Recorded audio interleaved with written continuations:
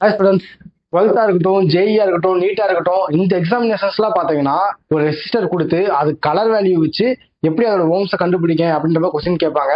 அதை பத்தி இந்த வீடியோவில் பார்க்கலாம்.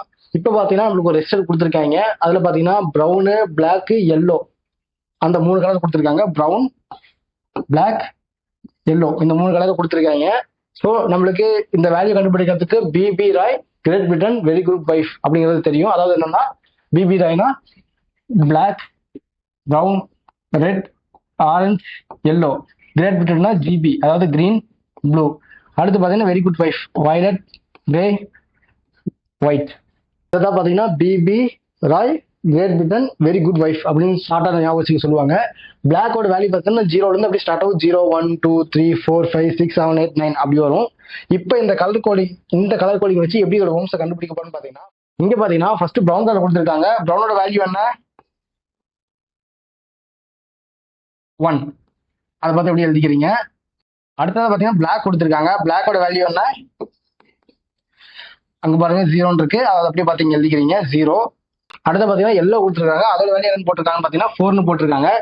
எப்பயுமே தேர்டு வர வேல்யூவை, அதாவது தேர்டா வர கலர், அதாவது தேர்டா வர வேல்யூவை 10 பவர்ல எழுதிக்கணும்.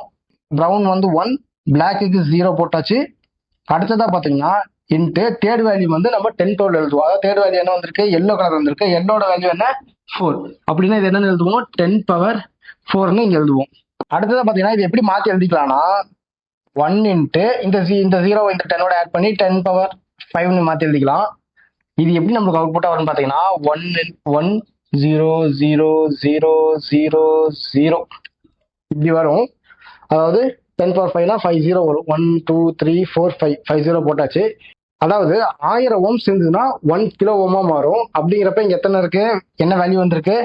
1 லேக் ஓம்ஸ் இருக்கு. இதை வந்து 1000 கன்வெர்ட் பண்ணோம்னா 100,000, அதாவது 100 கிலோ ஓம்ஸா வரும்.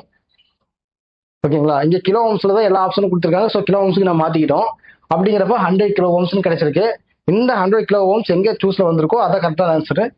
ஏ ஆப்ஷன்ல பாத்தீங்கன்னா 100 கிலோ ஓம்ஸ் கேட்டு சொல்லியிருக்காங்க. ஸோ இதான் இதற்கான ஆன்சர்.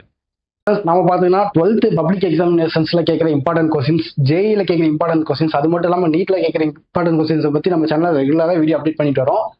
கண்டிப்பா நம்ம சேனலை செக் பண்ணி பாருங்க. அது மட்டும் இல்லாம பாத்தீங்கன்னா நம்ம ஸ்டூடெண்ட்ஸ்க்கு ஃப்ரீயா எஜுகேஷனல் கைடன்ஸ் கொடுத்துட்டு இருக்கோம். அதாவது 12th முடிச்சதுக்கு அப்புறம் எந்த டிபார்ட்மெண்ட் நல்லா பீக்ல போகும், நம்ம ஃபியூச்சர்ல எந்த டிபார்ட்மெண்ட் சூஸ் பண்ணா நம்ம ஃபியூச்சர் நல்லா இருக்கும், எந்த காலேஜ்ல படிச்சாலும் பிளேஸ்மெண்ட் நல்லா இருக்கும், அந்த மாதிரியான கைடன்ஸும் நம்ம ஃப்ரீயாவே எஜுகேஷனல் கைடன்ஸா கொடுத்துக்கிட்டு இருக்கோம் ஸ்டூடெண்ட்ஸ்க்கு. ஸோ உங்களுக்கு எஜுகேஷனல் சம்பந்தமான டவுட் இருந்தாலும் சரி, எஜுகேஷனல் கைடன்ஸ் ஓரியன்டட் டவுட் இருந்தாலும் சரி, கண்டிப்பா ஸ்கிரீன்ல தெரிய நம்பரை கான்டாக்ட் பண்ணுங்க.